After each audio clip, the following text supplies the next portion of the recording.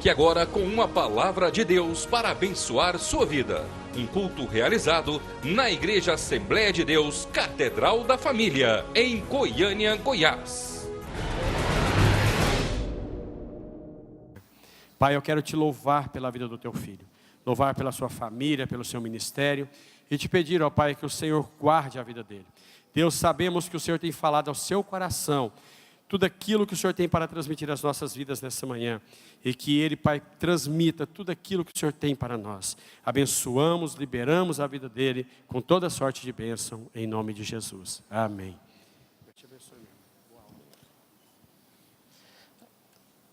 A paz do Senhor Jesus, irmãos. Vamos lá, então, vamos ler todos juntos esse texto áureo aqui da lição de número 3, vamos lá.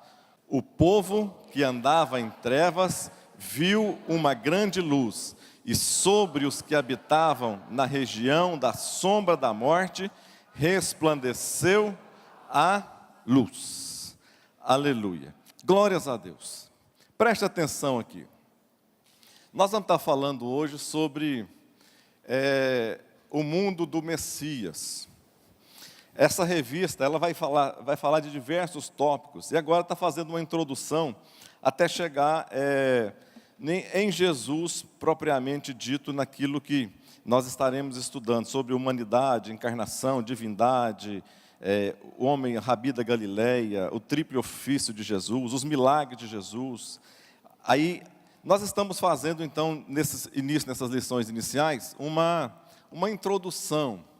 E como introdução desta introdução do mundo do Messias, nós colocamos aqui esse texto áureo. O que significa esse texto áureo? Todos nós, cada um de nós, estamos sempre aguardando, no nosso dia a dia, uma notícia que venha trazer sobre nós uma alegria. A gente às vezes acorda pela manhã sempre esperando que algo novo vai acontecer, algo novo que vai trazer um impacto diferente na nossa vida e que vai modificar, às vezes, aquilo que nós estamos passando.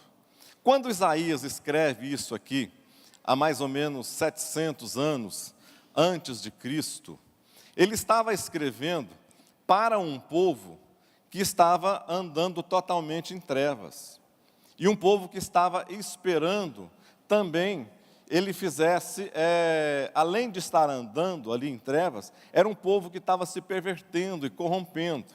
Deus dá para Isaías, então, uma palavra como se jogasse luz, não naquele momento, não naqueles dias atuais, mas como se Deus estivesse jogando, trazendo esperança ao coração das pessoas, para um futuro. Só que esse futuro demorou. Esse futuro demorou 700 anos para que ele pudesse estar acontecendo. Então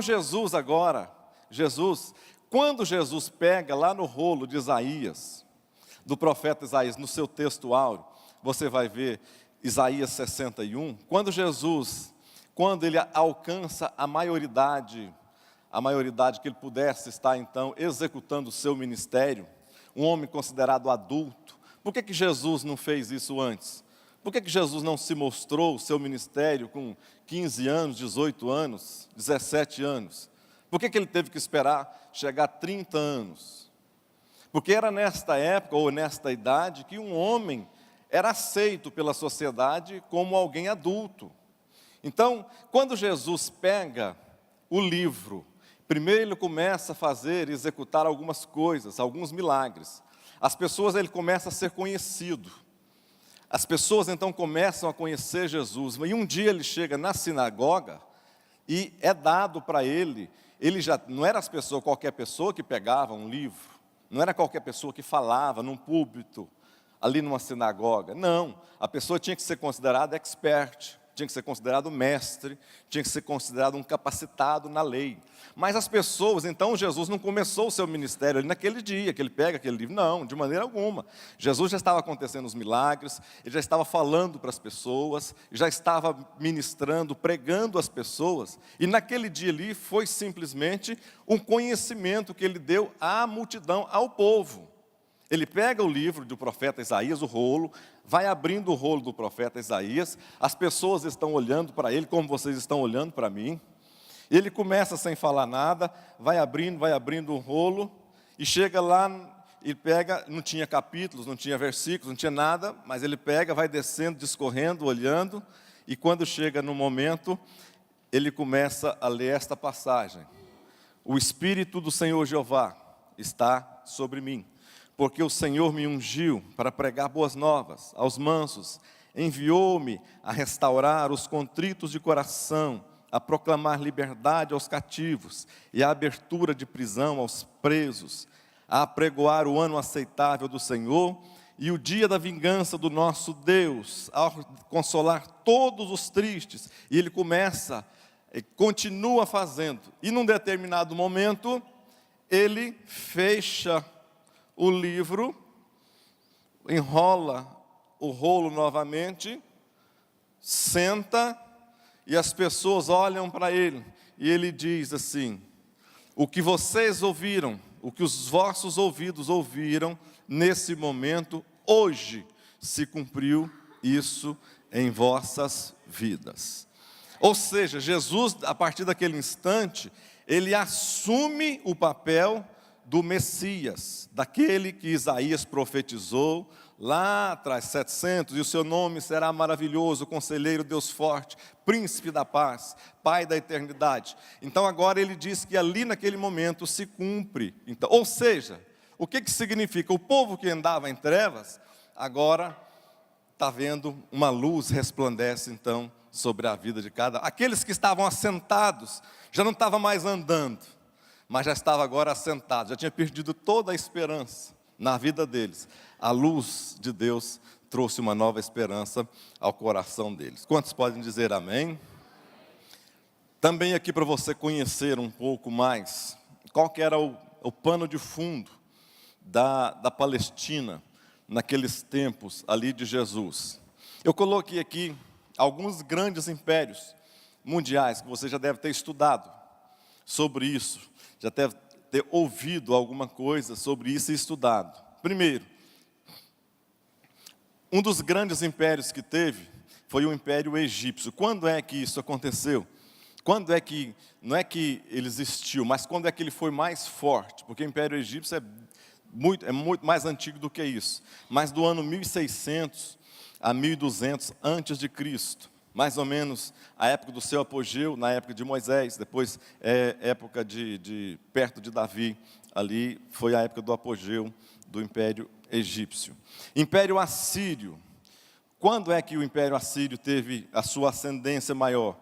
No ano de 900 até o ano 607 antes de Cristo, aonde você já ouviu falar daqueles reis, Senequaribe, Salmaneser, eram os reis da Assíria. Um império grande, um império terrível, um império onde as pessoas eram cruéis, como diz o pastor Roberto, ele gosta de colocar superlativos, né, crudelíssimos, né, onde as pessoas eram terríveis, amarravam os prisioneiros, principalmente aqueles prisioneiros, pegavam a pessoa, amarrava 4 animais, um em cada perna, um no braço, outro no outro braço, numa perna, outro na outra perna, 4 animais de grande porte, e ali colocavam ele disparada, e as pessoas eram totalmente estraçalhadas, mortas. Enterravam pessoas na areia, deixavam que as pessoas morressem, comidas de bichos, deixavam muitos dias.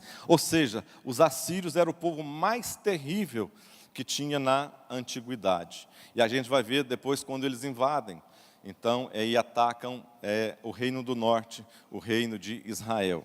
A gente pode ver um pouquinho disso. Mas logo depois do Império Assírio, o Império Assírio caiu pelo Império Babilônico, que foi mais ou menos, que existiu o Império Babilônico, mais ou menos de 606 até o ano de 536.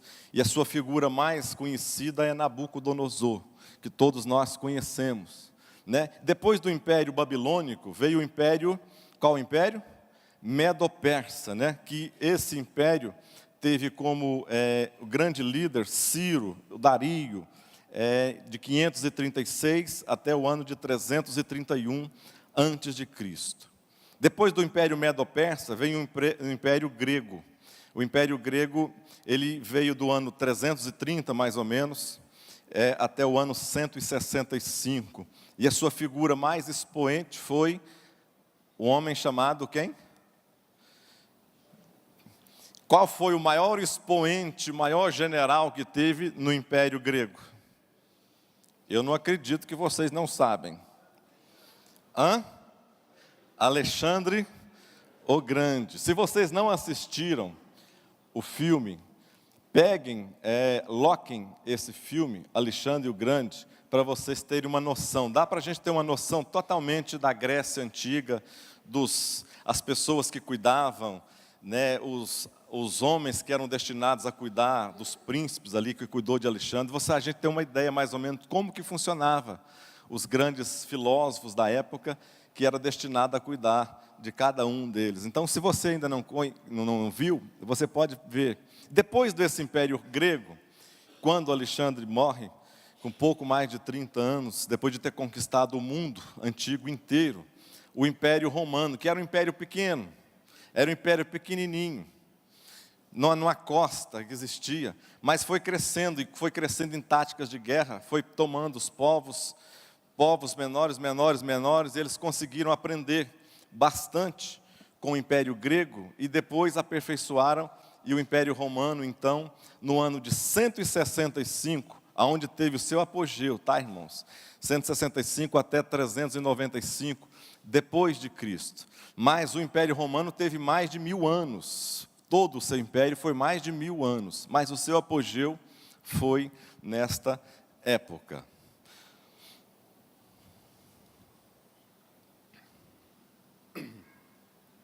Isso aqui não dá muito para vocês verem, mas eu coloquei isso aqui para você ter uma ideia. O que era o Império Romano?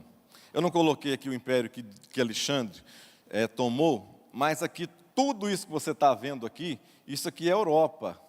Europa, Oriente, aqui algumas coisas do Oriente. Aqui é o norte da África, isso aqui para baixo, tudo é África aqui. Ou seja, o Império Romano tomou isso aqui tudo. Tudo que você está vendo aqui no extremo, no ocidente, mais ocidental aqui, ó, essa parte aqui, Portugal, Espanha está aqui, aqui em cima está a França, aqui Inglaterra está por aqui, Irlanda, aqui está Itália por aqui, Grécia por aqui, mais aqui no Oriente, aqui você vai ver aqui Jerusalém, Síria, Assíria e daí para frente, tudo. Isso aqui tudo foi conquistado pelo Império Romano. Todos esses povos estiveram sob o domínio do Império Romano. O Império Romano tinha a maior máquina de guerra que existia na época. Então não existia ninguém que conseguia parar diante do Império Romano ou dos guerreiros de Roma. Vamos lá mais para frente um pouco. Eu quero ver um pouco de história para você entender, para você adequar isso na sua mente, na sua cabeça, como que isso funcionava direito, tá certo? Aqui, agora nós vamos entrar em Roma, propriamente dito, na história romana, propriamente dito. Aqui alguns imperadores, eu coloquei 13 imperadores aqui, quando na realidade Júlio César não foi considerado por alguns como imperador, mas na época ainda da República. Foi quando ele foi morto que a partir daí começou-se então o império. Quem que eram esses imperadores? Você já deve ter ouvido falar de alguns desses homens aqui, principalmente de Júlio César. Quem que foi Júlio César? Quem foi Júlio César? Daí para frente teve a partir dele, daí para frente teve toda uma denominação que a gente conhece de os Césares, as famílias César. Daí para frente até chegar em Nero, aqui a família era considerada César. Quem que era o César? Não era um nome próprio, mas era um quê? Um título. Era um título dado. Herodes não é o nome de uma pessoa, não é nome próprio. Herodes também é um título dado a uma pessoa, assim como César, Quizar, também isso, era dado às pessoas. Esse Júlio César aqui foi o primeiro, é aquele que morreu, até tu, Brutus, que a gente fica, né, que foi assassinado, assassinado pelos senadores, a turma. Ali não era fácil, não. No Império Romano não era fácil, não.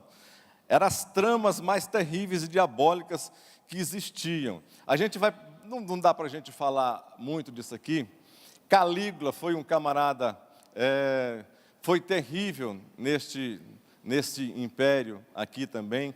Cláudio, quem que foi esse Cláudio aqui? De 15, preste atenção para você ver como que Deus, Ele faz as coisas corretamente. Nesse mundo da Grécia, quando chega a Grécia e passa pelo Império Romano, houve uma depravação moral da humanidade muito grande, terrível, muito grande.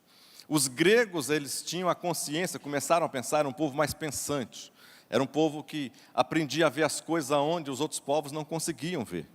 Mas, em contrapartida, eles abriram tanto a consciência deles, que começou a entrar a depravação total.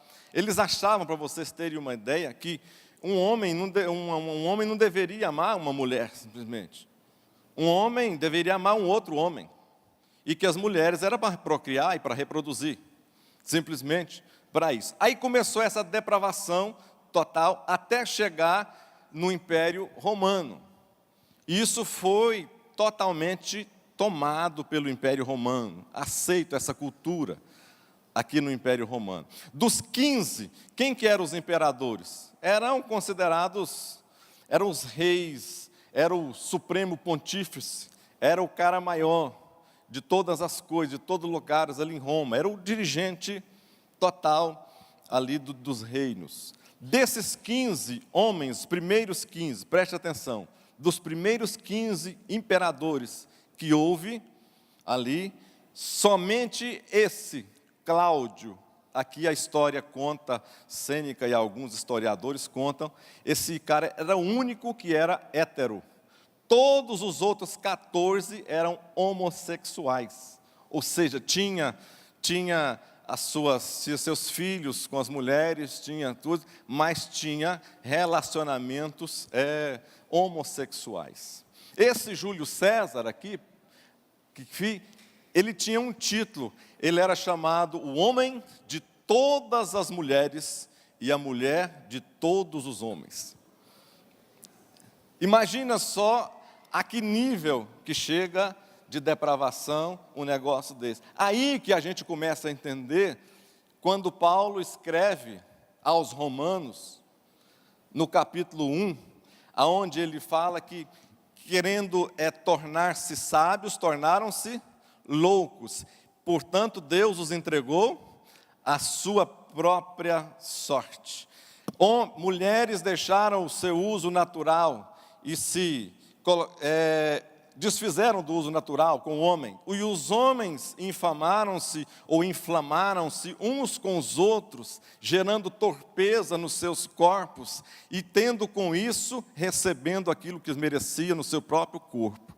O que estava Paulo tentando fazer? Escrevendo para os crentes daquele lugar, para eles largarem aquelas práticas antigas e voltarem-se para Deus.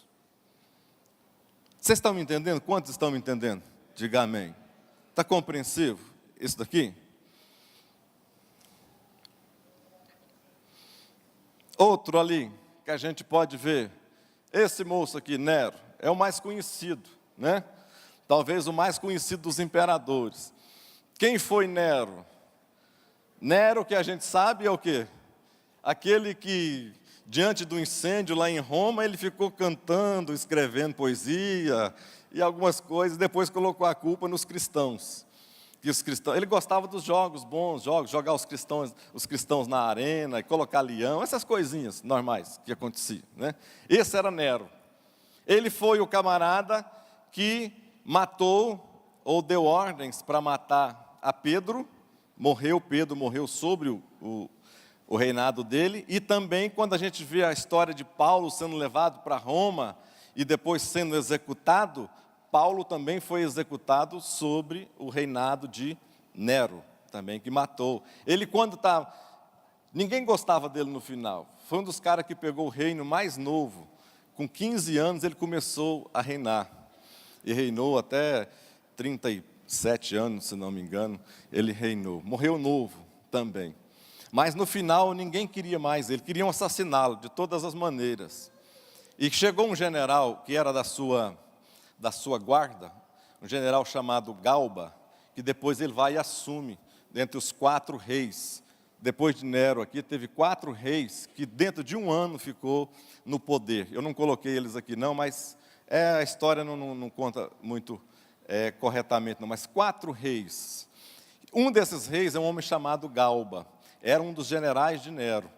Ele cismou da mão que ia tomar o poder, e o povo apoiou.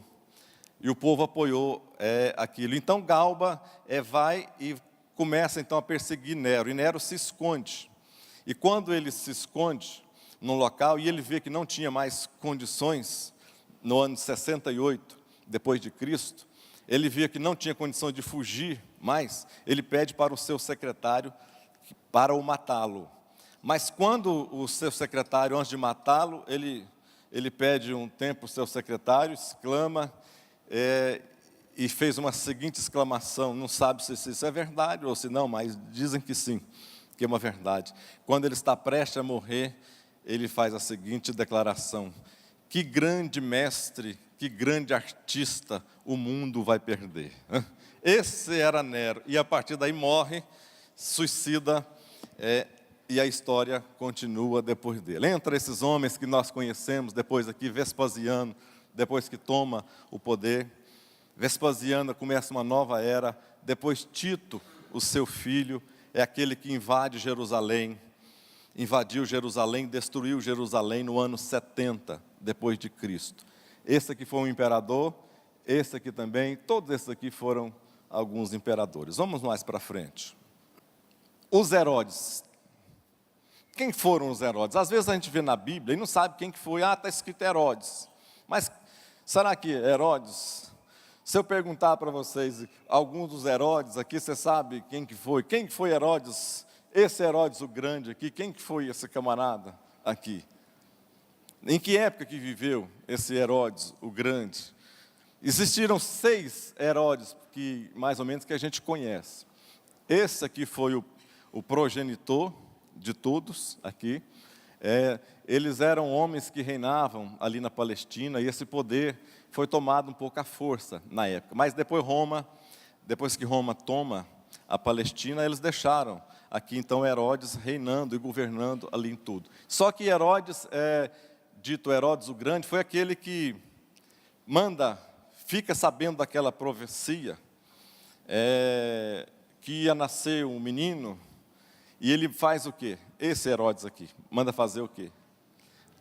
Porque um menino vos nasceu, um filho se vos deu, Herodes entendeu essa profecia, que estava cumprindo então ali nos magos, e ele manda matar as crianças de 2 anos para baixo. Esse aqui é o Herodes o Grande, que manda matar as criancinhas naquela época de Jesus. Depois Herodes, pouco depois desse evento das crianças, esse Herodes morre.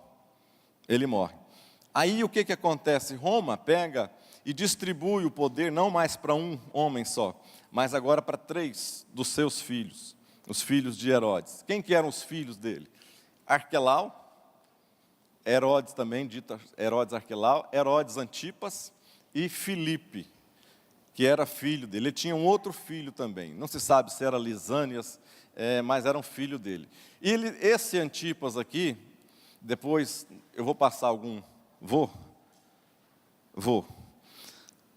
Esse Herodes Antipas aqui, ele também teve 2 filhos que reinou em seu lugar. Esse Antipas teve 2 filhos, Agripa I e Agripa II.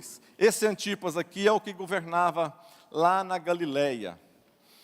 Era o que Jesus chamou ele mandou falar para ele qual que era o nome do animal? Esqueci aqui agora. Hã?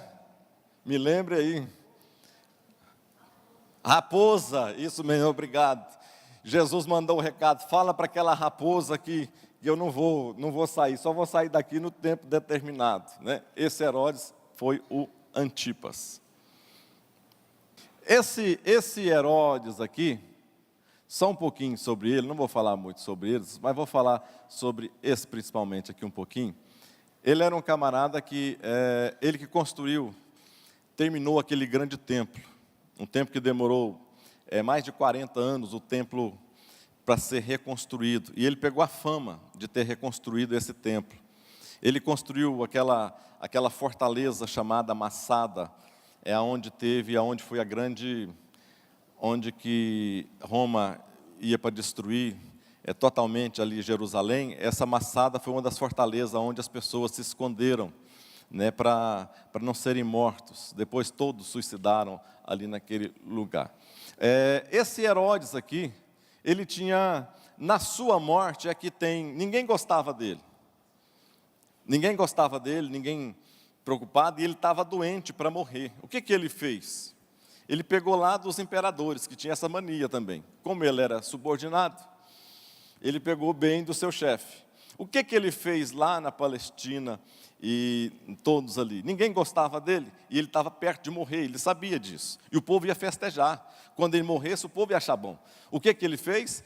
Pegou muitas pessoas influentes das sociedades, as pessoas pensantes, autoridades religiosas e alguns números de pessoas importantes ali naquele lugar, mandou prender. Prende essa turma toda. Mas Herodes, para que prender? Prende, deixa tudo preso, por um único motivo. Eu sei que ninguém vai chorar na minha morte, mas no dia que eu morrer, é para vocês pegarem todas essas pessoas aqui e matarem e executarem em praça pública, porque aí a nação inteira vai chorar por isso aqui, e eu vou ficar, olha a cabeça de um camarada como esse. Esse era Herodes o grande, né? O grandioso. Herodes Agripa foi que matou Tiago. Esse Agripa aqui foi de ordem para Tiago, e na época ali vamos mais para frente. A Palestina, depois que dividiu sobre os reinados, aqui no meu mapa dá para ver melhor aqui. Arquelau ficou com Samaria, Judeia e Idumeia. Herodes Arquelau, depois que foi dividido, ficou com essa parte em azul aqui. Esse ficou com um Herodes. O outro Herodes Antipas, ficou com a Galileia, que maiores eventos aconteceram aqui na Galileia na época de Jesus. Tá certo? Aqui, mar da Galileia, mar de Tiberíades, é a mesma coisa, está aqui. Ele ficou com essa parte e com essa parte aqui. E o outro Herodes, Filipe ficou com esta parte aqui. Esse Filipe quase a gente não vê fala ele na Bíblia. A situação política 1.3, aí na sua revista. Os procuradores. Quem que eram os procuradores? Aquele Herodes, isso aqui é importante, é simples, mas é importante você entender.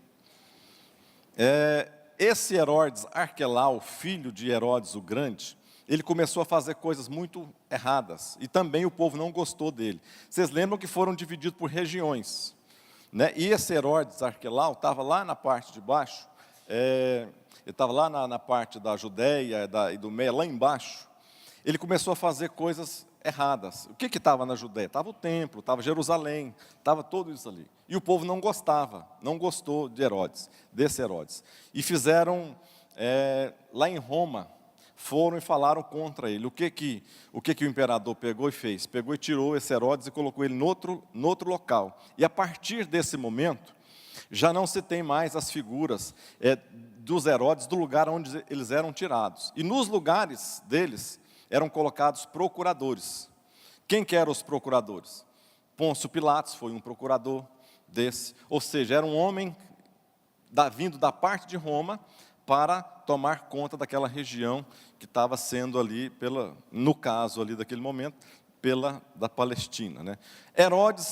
Os Herodes que ficaram, tratavam, na sua revista fala também, tratava das coisas religiosas.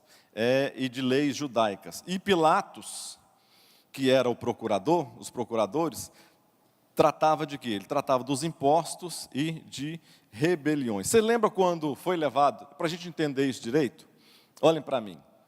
A gente lá na crucificação de Jesus, a gente entende muito bem isso. Os poderes de cada um deles. Eles levam, primeiro, eles têm um conselho com Anás e Caifás, que Jesus deveria morrer. Olhem para mim, isso é importante. Jesus deveria morrer.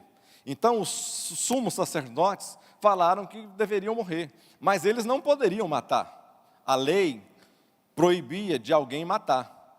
Então, eles não poderiam de maneira alguma matar um companheiro da mesma nação sua, um irmão. O que eles fizeram então?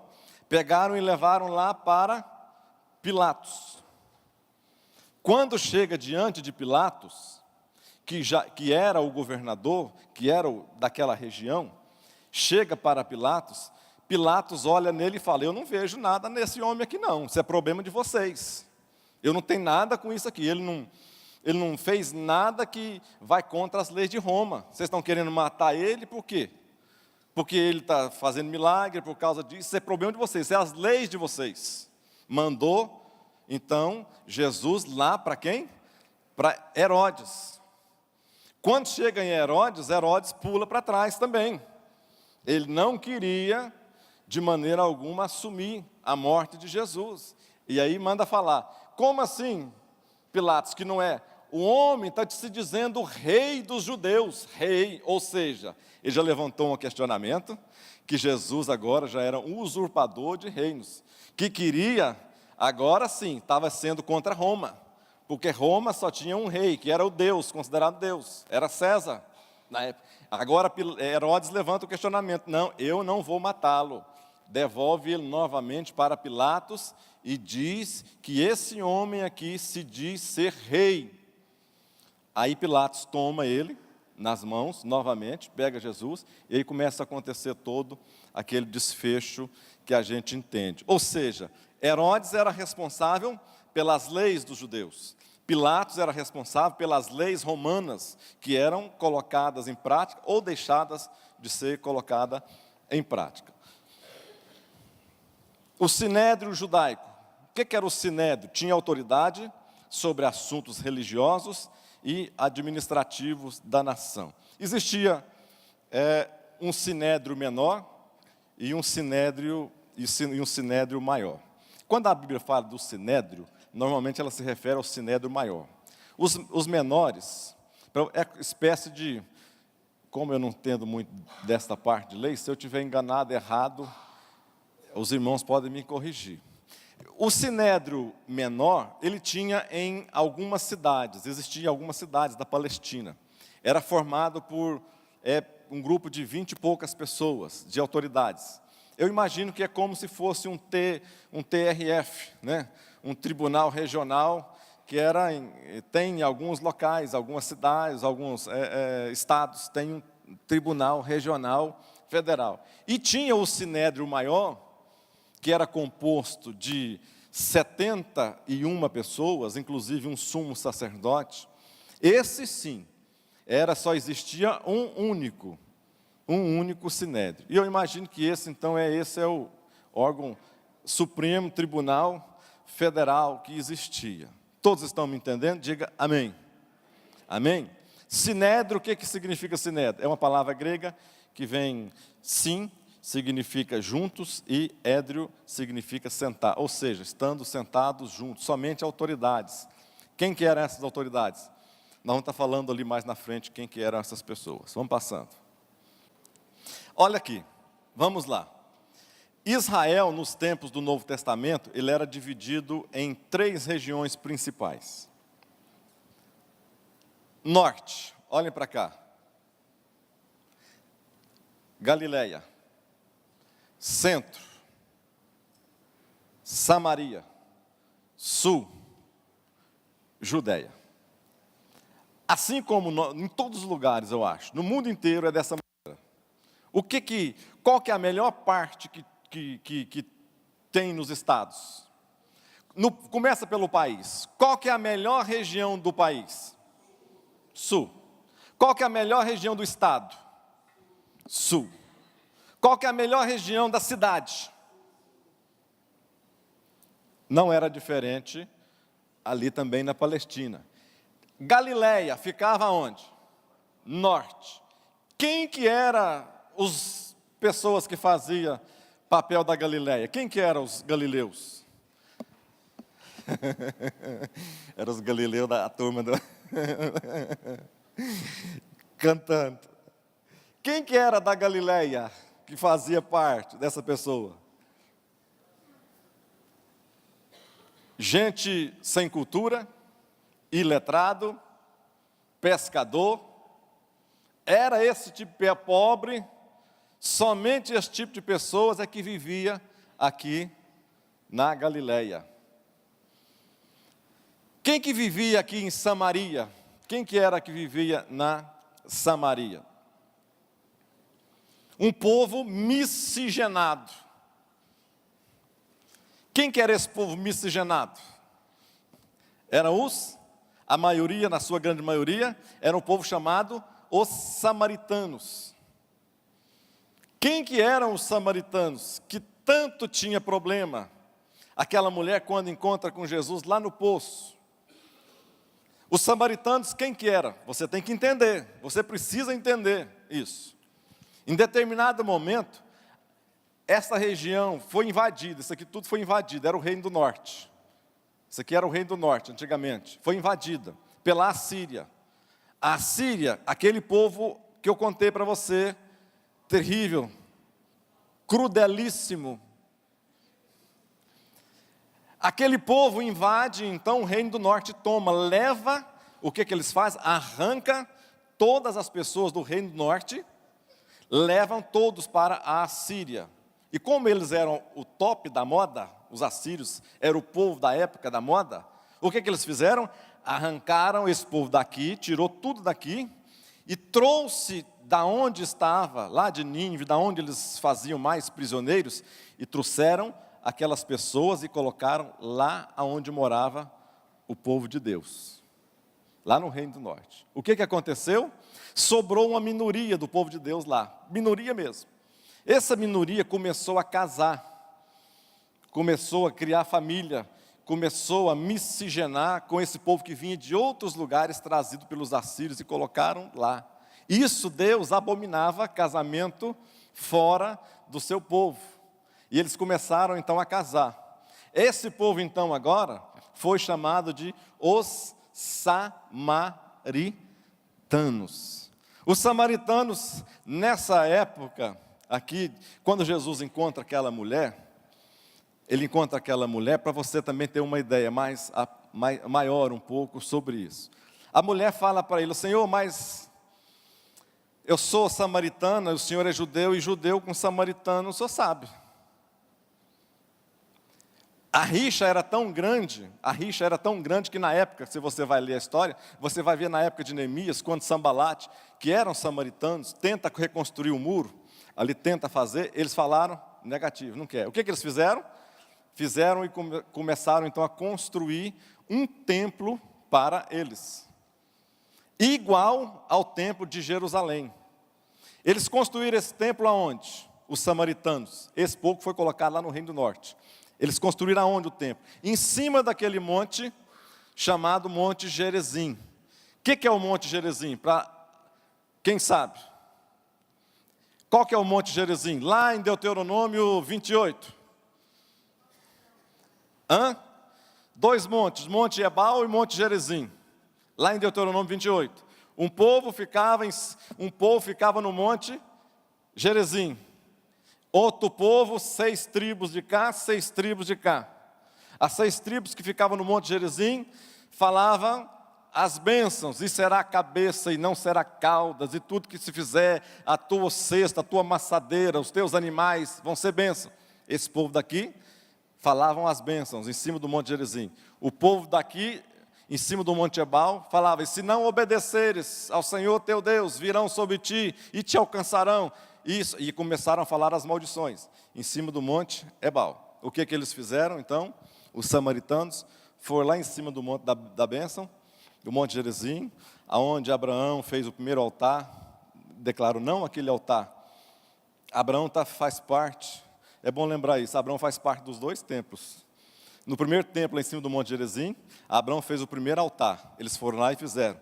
Lá no Monte de Jerusalém, Abraão fez o sacrifício, foi oferecer o seu sacrifício ao seu único filho, Isaque. Então, foi construído lá nesse templo, tá certo? Todos estão me entendendo? Então, tinha esses dois templos, então. Existia um templo em Gerizim e existia um templo lá em Jerusalém. Aí aquela mulher fala para Jesus, nós não comunicamos, nós não temos comunicação entre samaritano e judeu. Não existe isso. Aí Jesus, e ela, para adiantar, ela fala assim para Jesus, mas os nossos pais e todas as pessoas dizem que a adoração é aqui no templo de Gerizim. O lugar correto de adorar a Deus é em Gerizim. E o Senhor fala, e os judeus dizem que o lugar de adoração é no templo lá na cidade de Jerusalém. Aí que Jesus fala aquela tremenda frase de união. Ele diz, vai chegar tempo em que os verdadeiros adoradores o adorarão, aonde? Em espírito e em verdade. Não vai ser mais no monte tal e nem no monte tal, mas agora a adoração vai estar no coração de cada pessoa. O Espírito Santo agora não participa mais de lugares, mas o único lugar que ele habita agora, ele não habita aqui nessa igreja, aqui nesse lugar aqui não é mais santo do que aí, aqui também aqui não é médio, um lugar médio santo, lá no fundo não é um lugar menos santo do que aqui. Por quê? Porque Deus não habita mais em lugares. Deus habita onde? Bata no seu peito e diga, habita na minha vida. Dê um glórias a Deus por isso. E aqui da Judéia, aqui embaixo, para falar aqui, a Judéia aqui que era o top. Aqui eram os empresários, eram os ricos, eram abastados, eram os homens de cultura, eram as pessoas que tinham autoconhecimento, era onde ficava o templo, onde ficavam as maiores sinagogas, onde ficava tudo de bom, tinha aqui na Judéia, para vocês terem uma ideia. Jesus passou, olha aqui, Jesus passou 2/3 do seu ministério, aonde? Na Galileia. Mas ele vinha da Galileia e vinha para a Judéia, para o templo, ele tinha que passar onde? Você vai ver sempre na Bíblia, Jesus saindo ou da Judéia para a Galileia, teve que passar em Samaria. Aqui em Samaria acontecem algumas coisas também. O ministério de Jesus inicial, talvez você não saiba. Os eventos iniciais, isso aqui eu estou falando dos 3 anos e 4 meses do ministério de Jesus aqui na terra, depois que ele começa o seu ministério, tá bom? Os 3 anos e 4 meses. Eventos iniciais, os primeiros 4 meses foi na Judéia, naquela parte de baixo. Depois do ministério, outros 8 meses, Jesus lá na Judéia. A maioria, 20 meses, Jesus passou aonde? Na Galileia, 2/3. Idumeia, que é outra regiãozinha. Pérea, que é lá embaixo, também abaixo da Judéia, 3 meses. E Jerusalém, olha aqui. E outros lugares. Ou seja, a gente tem uma ideia, quando a gente começa a ler a Bíblia, parece que todos os eventos aconteceram em Jerusalém. Parece que tudo aconteceu. A história parece que a gente fica erroneamente na mente. Parece que tudo acontece em Jerusalém. E Jerusalém foi o tempo onde Jesus ficou menos. 2 meses. De 3 anos e 4 meses, ele ficou simplesmente 2 meses em Jerusalém.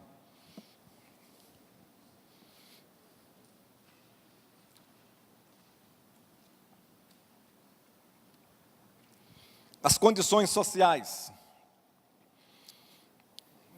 Os impostos, fala dos impostos. Os impostos eram, que jeito que eram os impostos? Vamos falar junto?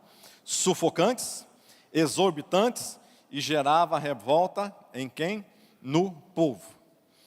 Os impostos, irmãos, a palavra imposto já diz tudo, né? Você já pensou nisso? A palavra imposto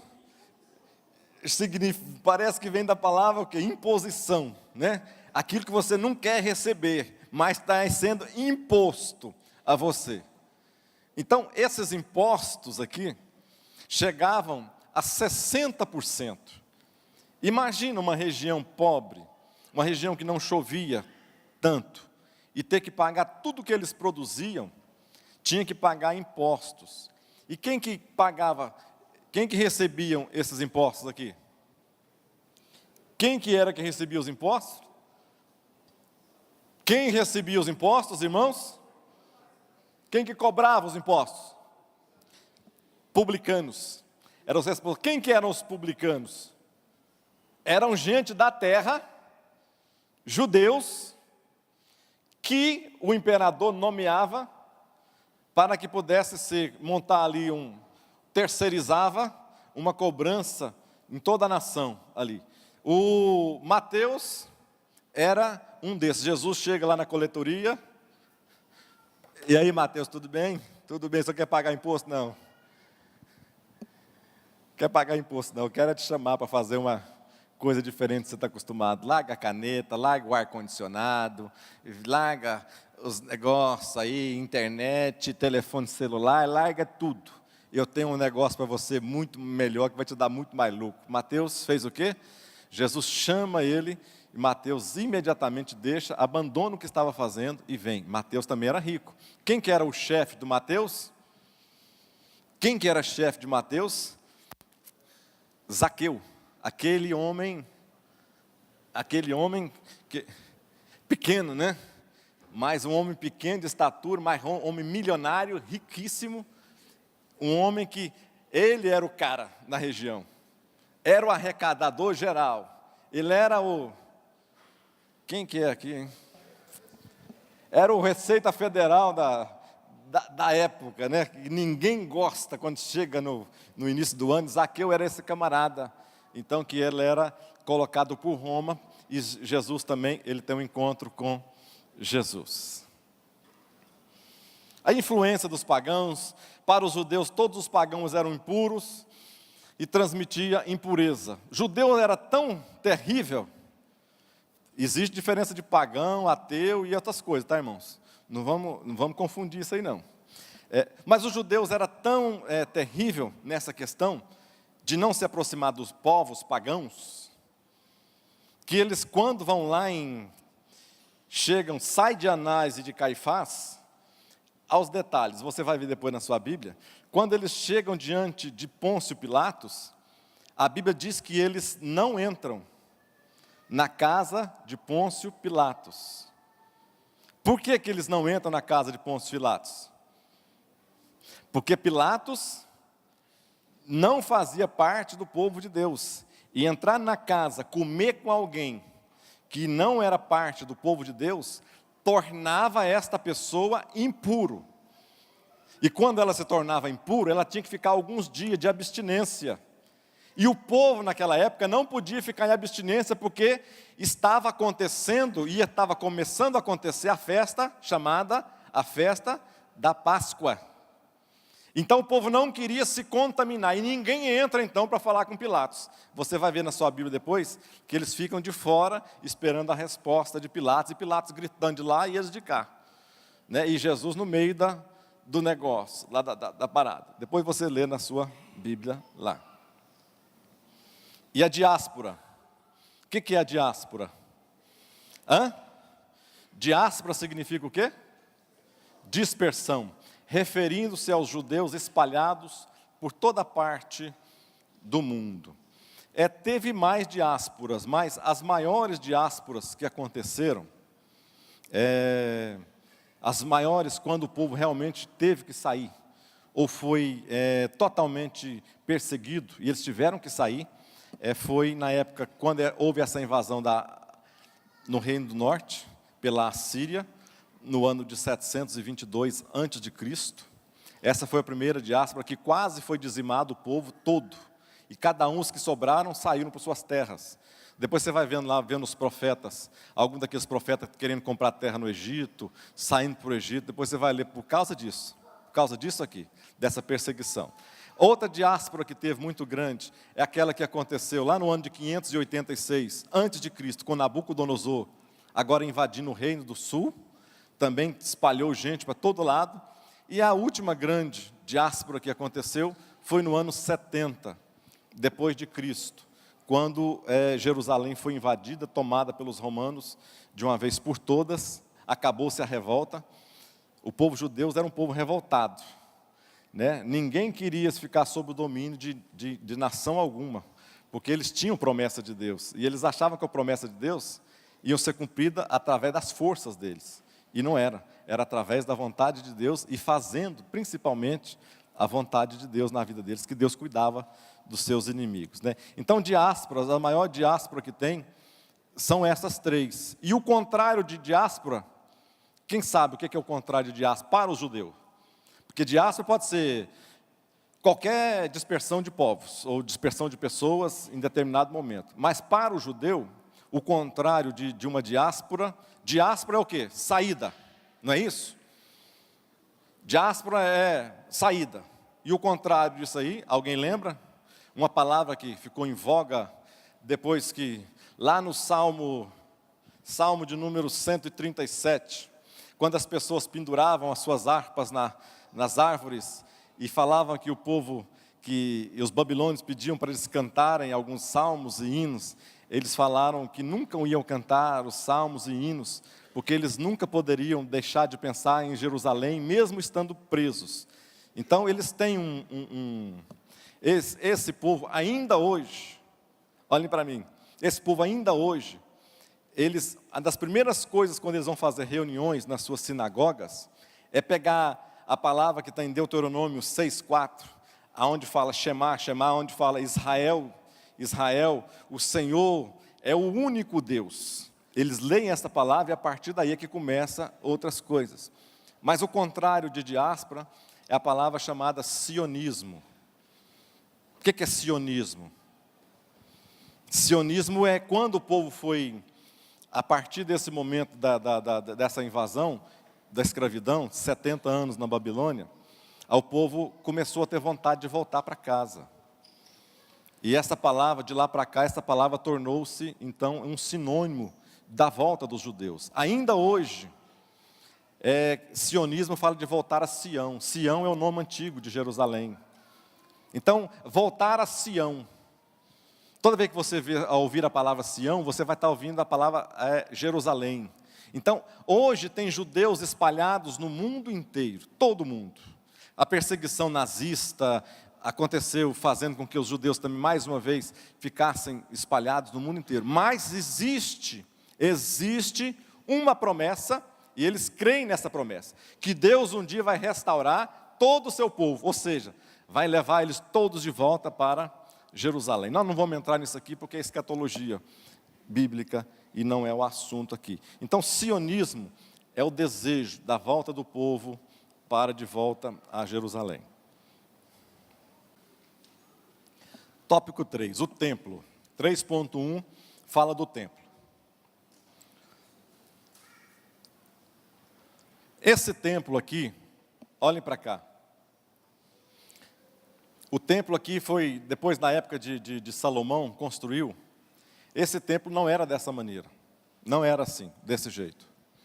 Para você entender, todas as vezes que a gente vê na Bíblia e fala dos sacrifícios, fala do sacrifício levítico, fala das leis cerimoniais, das leis civis, e de todas as leis, normalmente voltadas, você vai lembrar desse templo aqui. O templo, inicialmente, ele era esse aqui, ó. Era esse tamanho, aqui, ó. Só aqui, ó. Tá vendo? Só esse meio aqui. O que acontece? Herodes querendo aparecer, e ele não poderia mudar, depois que o templo começa, ele começa a reconstruir e fazer um templo bonito de novo, e ele não queria aparecer para Roma, só que ele não poderia fazer contra os judeus. Ele manteve a proporção do templo, do mesmo jeito que Deus tinha dado, da mesma maneira que Deus tinha dado para Moisés, ele manteve a proporção, continuou o templo. Aqui ó, o Santo dos Santos, aqui o lugar onde os sacerdotes ficavam, Aqui o lugar santo, aqui o lugar santíssimo, aqui os pátios que foram, no tabernáculo não era assim, mas no templo tem. Aqui o lugar das mulheres, aqui o lugar dos homens. O que Herodes fez? Tinham 3 pátios, o pátio dos homens, o pátio das mulheres, o pátio dos sacerdotes. Herodes querendo, os gentios ou os não crentes ficavam aonde? No templo antigo, no templo não, nos templos antigos. Só do lado de fora. Só do lado de fora. Nenhum gentio participava de cerimônia alguma. Nenhum gentio participava de cerimônia alguma judaica. A pessoa para se... Aí o que adiantando, o que esse Herodes aqui fez para querer aparecer? Para o povo, ele fez pátio. Fez esse pátio aqui, que é o mesmo pátio, esse tamanho aqui também é o pátio, esse mesmo tamanho é para o lado de cá, e fez esta torre aqui, ó, construiu essa torre. É uma das fortalezas mais bonitas que tem essa torre aqui, ela hoje ainda está de pé. Isso aqui, ó, é chamado então o pátio dos gentios. Gentio não entrava. Agora Herodes constrói, olha só do cara, deixou o templo na mesma proporção, para não ir contra os judeus, mas ao mesmo tempo para aparecer para Roma, falar que estava aberto, eu tenho uma coisa livre, um pensamento maior, ele cria aqui o pátio dos gentios. Então os gentios ficavam aqui, os gentios começavam a ficar aqui, ou seja, já ficava dentro desse lugar onde que Deus não tinha a aprovação, mas lá dentro só poderia ficar teoricamente, os lavados e remidos pelo sangue de Jesus, né? Dentro do plano de Deus, só entra no céu quem? Somente os crentes lavados e remidos pelo sangue de Jesus. Ímpio algum vai entrar no céu. E o tabernáculo e o templo aquilo era um tipo da vida cristã em relação ao céu. Vamos lá, as sinagogas. Mais uns 5 a 7 minutos aqui, nós vamos estar encerrando. As sinagogas, quem que eram as sinagogas? As sinagogas eram os lugares onde as pessoas ensinavam as leis. A criança, quando ia aprender, eles não usavam o templo, tinha um templo só, um único templo. E sinagogas tinha para todo lado. Então, na sinagoga, daquele jeito que nós começamos a conversar, uma sinagoga era um local, era pequeno, simples, lá no local. Os homens normalmente sentavam no chão, as mulheres normalmente não tinham acesso a isso, ficavam ou do lado de fora ou lá no fundo. A sinagoga só poderia começar se tivesse a frequência, lá fosse no mínimo 10 homens. Poderia ter 200 mulheres. Não começaria os cultos normais, mas tinham que ter pelo menos 10 homens ali naquele lugar para começar-se ali então o culto. Essas sinagogas eram espalhadas então por toda a região, muitas sinagogas existiam naquele lugar. A classe sacerdotal. Qual que era a classe sacerdotal que existia na época? A primeira classe sacerdotal era quem? Os sumos sacerdotes, depois vinham os sacerdotes e depois os levitas. Quais o papel de cada um desse povo? O levita, qual que era o papel dele? O que era o papel do levita? Qual que era, Daniel, o papel do levita? Cantar, tocar, alegrar, fazer. De primeiro eles até carregavam. Quando era o tabernáculo, também essas pessoas, eles carregavam o tabernáculo, eram responsáveis por montar, desmontar e carregar o tabernáculo de uma maneira geral. Mas aí o tempo ficou fixo, os levitas tinham o seu papel à parte, depois os sacerdotes também tinham o seu papel à parte. Quando era matado, as pessoas iam oferecer sacrifícios, eles próprios ofereciam seus sacrifícios. Importante notar, às vezes as pessoas confundem. O sacrifício começava do maior sacrifício que tinha, que era de um touro, o maior sacrifício que existia de um touro, e o menor sacrifício que tinha era um punhado de farinha, pombinho, rolinha e farinha. eram os pobres que davam isso. Quando a pessoa estava andando com um touro na rua, ia para o templo carregando um touro, imagina, o sacerdote era o único que era obrigado a levar um touro. Ele tinha que oferecer o sacrifício de um touro. Mas imagina alguém passando pela rua, aqui pela Ricardo Paranhos, imagina que aqui era o templo, e as pessoas vindo aqui na Ricardo Paranhos, alguém com um pombinho na mão, e alguém com um touro, segurando, andando. O touro, o que estava nas mãos das pessoas, não simbolizava o tamanho do seu pecado. Isso é importante nós falarmos. Mas simbolizava o quão esta pessoa tinha posses. Quão essa pessoa, ela era rica ou pobre. Então o camarada que estava andando com um touro, o tamanho do pecado do irmão. Se eu pecasse daquele tanto, nem na igreja eu não ia mais. Então o touro não significava que o irmão era um grande pecador, mas que o irmão era abonado. Aí corria outro perigo, né? Que o irmão está cheio de um tourão, o outro não tinha nada. E aí, irmão, dá para emprestar para mim pelo menos um cabritinho para mim estar oferecendo lá? Você que é abonado, cheio da grana, eu não tenho nada. Todos entenderam? Diga amém. E os escribas, quem que eram os escribas? Quem que eram os escribas? Eram as pessoas responsáveis para, primeiramente, de cuidar da lei de Deus. Preste atenção. Cuidar da lei de Deus. De que maneira? Transcrever a Bíblia. Eles transcreviam, fazia cópias. A cópia aqui da sinagoga está ficando muito usada, muito velha. Então quem vai fazer? O escriba fulano de tal. Antigamente, lá mais no passado, Esdras era considerado o escriba. O escriba é aquele camarada que acompanhava todos os acontecimentos e descrevia. Como que a gente poderia dizer? A pessoa que não é o repórter, não é o... Hoje, quem que seria uma pessoa que... Um escrivão, né? Um escrivão. Vamos colocar assim, um escrivão. E o escriba também, aí vai passando o tempo, o escriba ganhou outros papéis, como o de interpretar as leis.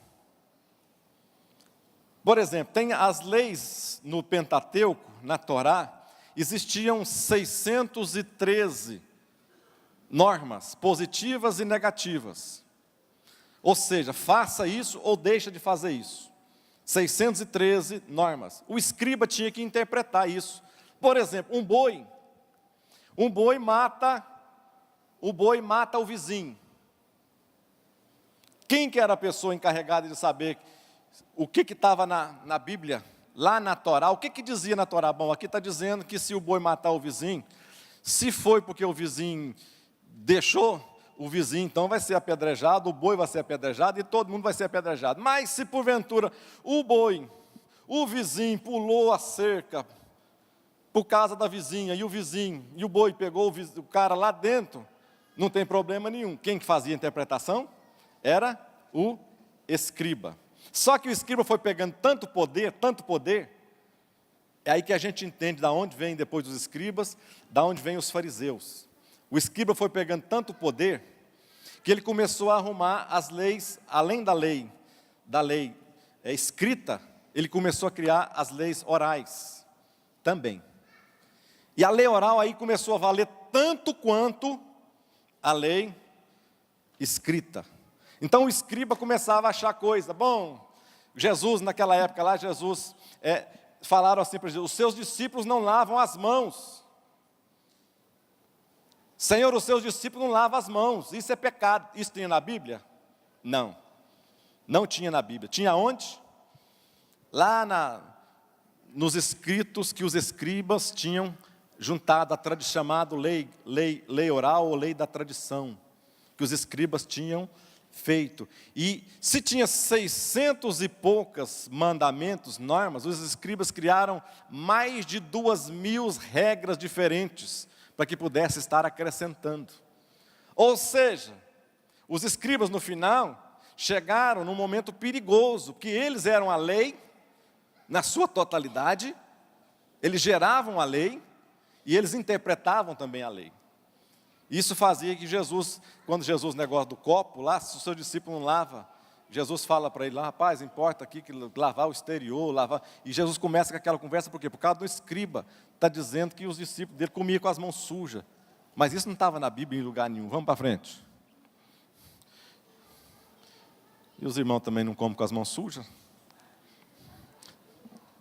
Alguém aqui come com a mão suja? Só para saber se está na Bíblia ou não está. Poucas pessoas, só uns 3 ali. Os partidos seitas, rapidamente. Os saduceus. Quem que eram os saduceus? Olha aqui. Os saduceus, quem que era essa turma aqui? Era a turma dos endinheirados. Era a turma que vivia lá no sul. É a turma que participava lá do sudeste, da Palestina. É a turma que fazia faculdade, é a turma que tinha empresa. Era a turma que tinha fazendas grandes, enormes. Era a turma que ocupava, o Sinédrio tinha 71 posições de autoridade. 76 homens de autoridade. Os saduceus ocupavam a sua grande maioria. A gente pensa que é os fariseus, mas os fariseus não. Os fariseus eram gente do povo, os saduceus não. Os saduceus eram o povo da nata, era do top. Eles não acreditavam na vida após a morte, não acreditavam em ressurreição, não acreditavam em julgamento divino. Se eu morrer hoje eu vou para o inferno. Eles não acreditavam nisso. Eles não acreditavam em quase nada, só acreditavam no poder financeiro e do dinheiro. Por isso que Jesus era irado com essa turma. Quem que eram os fariseus? Os fariseus é aquilo que a gente conhece. Os fariseus, eles já seguiam mais a palavra de Deus. Tanto é que eles se tornaram tão extremistas também, tanto quanto os escribas. Quem que eram os essênios? Quem que era essa turma dos essênios? Viviam afastados da sociedade.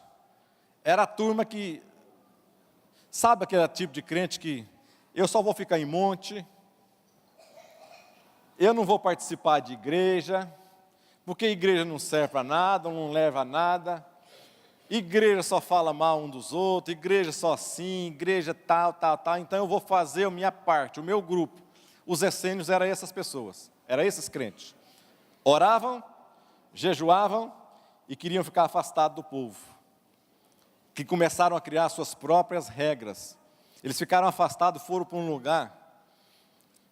lugar que vocês conhecem bem. É um lugar chamado Qumran.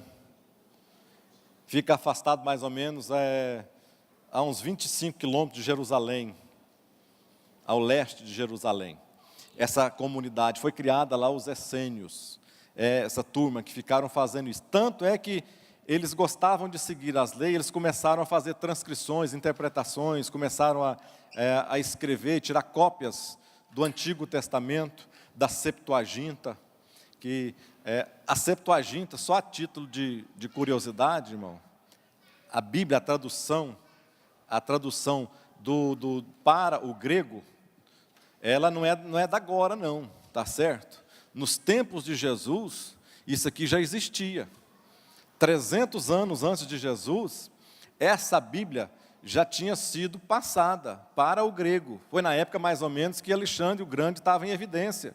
Ali, a Bíblia já foi passada para o grego, ou seja, isso é antigo. O que esses essênios fizeram? Começaram a fazer cópias e começaram a esconder, para guardar essa palavra.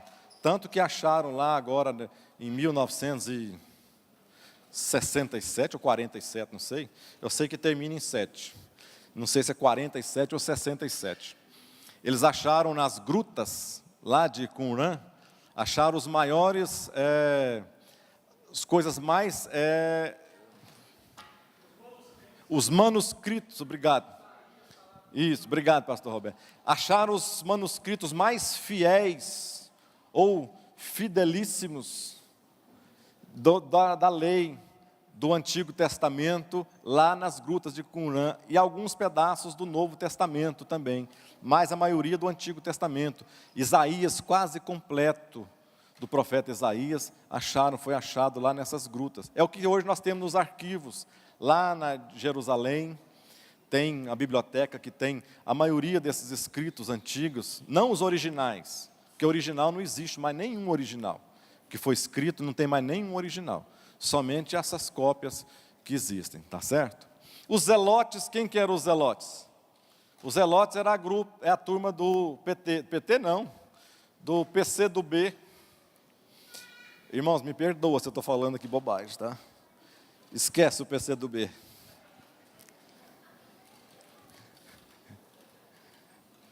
Ah, pastor, mas às vezes tem alguém do PCdoB aqui no nosso meio. Deixa de mão o PCdoB, tira a política do lugar. Tá certo? Vamos falar dos zelotes aqui, né? Quem que eram os zelotes? Era o grupo armado. Era o grupo lá do MR, tanto das antiguidades aqui. Era a turma que falava que defendia a força. Não aceitava o domínio romano, não aceitava domínio de nação alguma. E o que eles faziam era defender isso à força. Tanto é que foi por culpa desses zelotes, que Jerusalém foi invadida no ano de 70, tomada e destruída totalmente pelos romanos. Tá certo? Hã? É o Talibã, exatamente. O Talibã, porque não tem ninguém no Talibã aqui não, tem? Só do Talibã não tem, graças a Deus. Então é a turma do Talibã de hoje, é aqueles radicais, totalmente radicais, que não aceita nada diferente daquilo, entenderam? E tinha alguns dos discípulos de Jesus, 2 discípulos de Jesus, faziam parte dos zelotes, inclusive Judas era zelote. Tá bom. Chega, tá bom. Vamos ficar de pé. Vamos orar a Deus.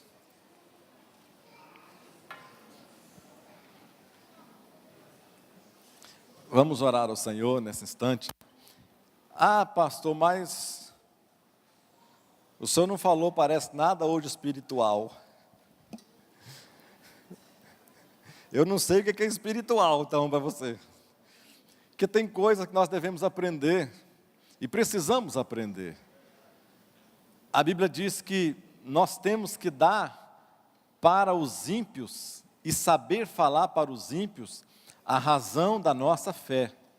Se alguém te perguntar o porquê disto, você tem que saber por que você serve a Deus, sem falar, bom, eu sirvo a Deus porque minha mãe serviu, porque meu pai me levava para a igreja, porque aqui não bebe, não fuma, não joga, eu não gosto de cheiro de fumaça, não gosto de cheiro de cachaça, eu sirvo a Deus, é por isso.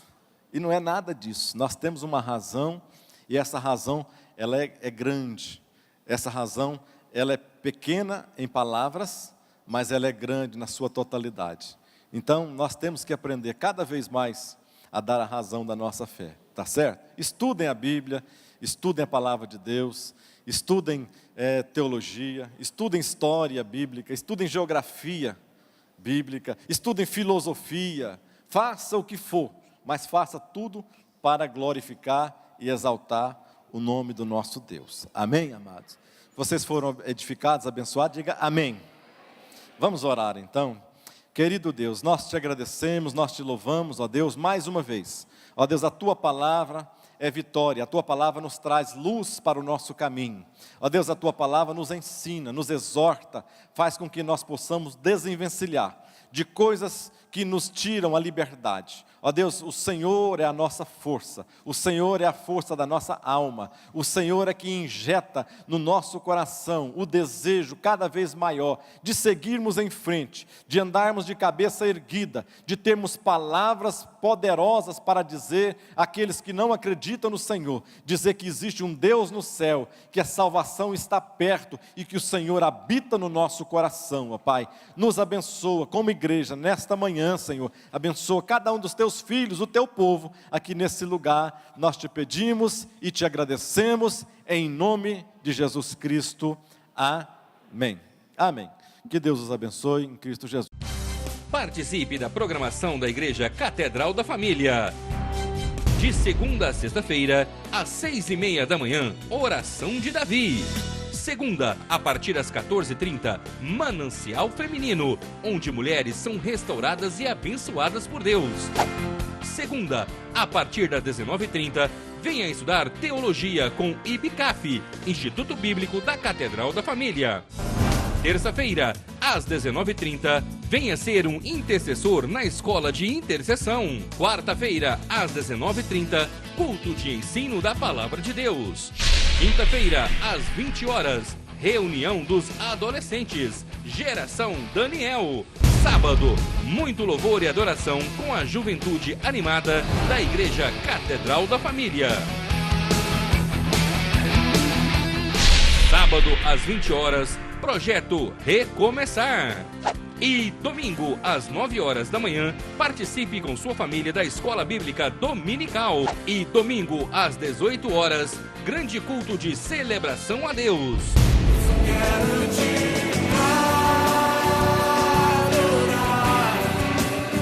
A Igreja Catedral da Família disponibiliza ainda para você cursos para edificar a sua vida. MMI, Casados para Sempre. CRAU, Cursos para Finanças. Educando Filhos à Maneira de Deus. Alcançando o coração do seu adolescente. Veredas Antigas. ONI, Curso para Noivos. De domingo a domingo, uma programação recheada de muita alegria, unção e bênçãos de Deus. Informações 3281-4918 ou acesse o site www.catedraldafamilia.com.br.